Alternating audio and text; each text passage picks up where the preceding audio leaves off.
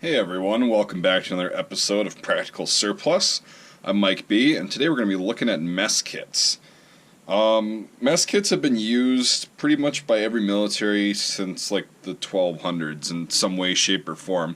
This is kind of the more modern equivalent of that, besides like a wooden bowl and stuff.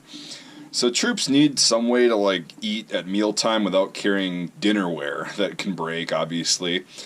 And it needs to be relatively compact and yet totally functional. So this particular style of design has been around for over 100 years. It's been 18th and possibly even a 17th century kind of idea, this kidney-shaped can. But these are both Cold War era. This one's Polish. This one's not Czechoslovakian, it's Austrian. The Czech one looks a little bit different. There's a few different styles. I like this one, the kind of kidney-shaped bowl. It's got we'll get to the parts of it in a second. And also, I kind of wanted to throw this in here. We've got some silverware that's from the Bundeswehr. That is the same style that they used since the Second World War. It's a fork, knife, spoon, multi-tool combo, all in one nice little package right here. So these are all super practical for if you're going camping or even hiking.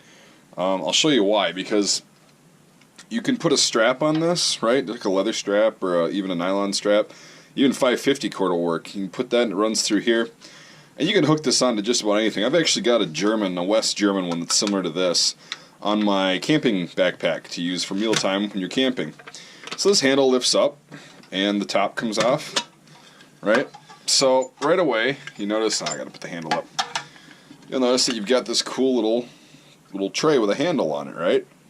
That's the top of the mess kit. So that's pretty interesting, right? It's about 1 3/4 inches deep, and it holds a fair amount of food. So that'd be kind of like for your meat and whatever else, if you're gonna be using like meat and whatever, bread and stuff like that. Then you got this little bowl right here that can be for like just randomness, veggies or whatever, if you're separating it. And that also hooks onto the back of this little mess kit handle like that, so you can carry them both like this if they're both hot. What's cool about aluminum like these mess kits is you can actually put these directly over fire, and they won't melt like plastic cookware that a lot of campers try to use. You can't put it directly on fire, which means you have to carry another pot or pan to cook it with. Or you can just simply eat it cold. And then you got the pail right here, which is like probably about 6 inches deep. And it'll hold a lot of soup or stew or whatever you've got cooking up. If you want to just mix everything together and throw it in there, bam. You can even carry like dried food like granola or trail mix in here and just kind of have it for later. It's pretty interesting. This is a 3-piece design. The Germans had the same style, more or less. These are patterned off the Model 31, which is patterned off. I mean, it's just, like I said, it's been the same style for hundreds of years. Now, we'll take a look at the Polish one really quick. It's very similar. You lift up the handle, and this one's just got a little bit deeper lid on it. This one's probably about 2 1/4 inches deep. Still got the handle on it, though, like that, you can see. So just a little bit bigger, though the pail is a little bit shorter. So this is probably only about 5 inches deep, and it's a little bit smaller, it seems. And it doesn't have that third piece. But you still got a 2-piece mess kit, so you've got your soup and whatever else, and pretty much everything else you can fit in here. All right, so you've got dinnerware that's compact. You can actually carry stuff in while you're on the move, which is pretty sweet. So say you've got this open, right, and you cook your stuff in this little pan that you can use. I've actually... for World War I reenacting, the Germans use a very similar style. It's a lot bigger, though.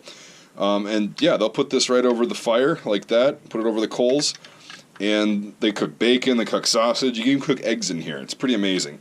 Easy to clean because it's aluminum. You can tell this one's been used quite a bit, and it's still got plenty of life left in it, but it's scratched on the bottom. And yeah, you've got this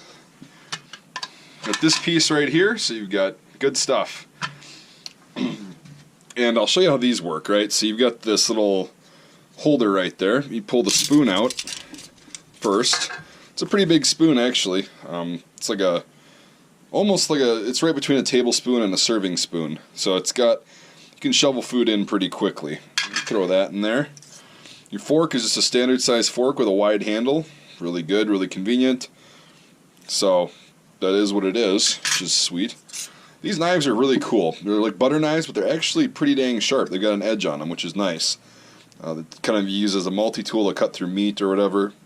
Pretty interesting. But yeah, you can spread butter and stuff, so that's that. And this is actually a can opener, bottle opener, you name it. This will do it. I actually have a set of these that I also use in conjunction with the canteen when I'm camping. All my other friends have to bring like plastic silverware or whatever, which I'm not a hippie environmentalist, but plastic sucks, and it doesn't degrade naturally, so you're just polluting the earth. I don't believe in polluting the earth when you're out camping. I believe in preserving the areas that you're camping in, because it's usually outdoorsy spots or national parks, state parks, you name it. So I prefer to use something like this that you can just wash and reuse. Again, it's not like a hippie rant, it's just a personal preference, and it makes sense, right? So to put it back in, this little thing right here has got that little notch in the knife for a reason. So that sits right there, and you just put the fork in this way. Jesus, I'm sorry. So you put the fork in backwards, right? And then the spoon's got the little hole down there that hooks onto that little bead right there. And you just slide it back down into place. I'll try to get this. It's kind of hard to do the angle while on camera. That's why I was an idiot. So the fork and the spoon have to go down at the same time. My bad. Okay, I was trying to force the spoon on. But anyway, it's been a while since I've been camping, in case you haven't noticed. But I'm planning on going next year quite a bit, and this stuff will be coming with me. So, hope you enjoyed this video, guys. And I'm just trying to get the word out there how surplus items can actually be used in everyday circumstances. These aren't probably an everyday thing, but I mean, even for a lunch pail, if you go to a job site and they have like food or whatever, and you get stuff, you can actually use this as kind of a makeshift field kitchen with a bunch of utensils and stuff. Just kind of things like that. Like, this stuff was built tough. It's made to last, made to be used, and it's a lot cheaper than buying commercial stuff for camping, to tell you the truth. It's a little bit more practical too. You got to figure that soldiers are some of the most hardcore campers in the world, right? They have to camp out, sleep in the rain, do whatever, and they don't have a choice. They can't just go inside when it gets kind of questionable as far as the weather and the conditions are concerned.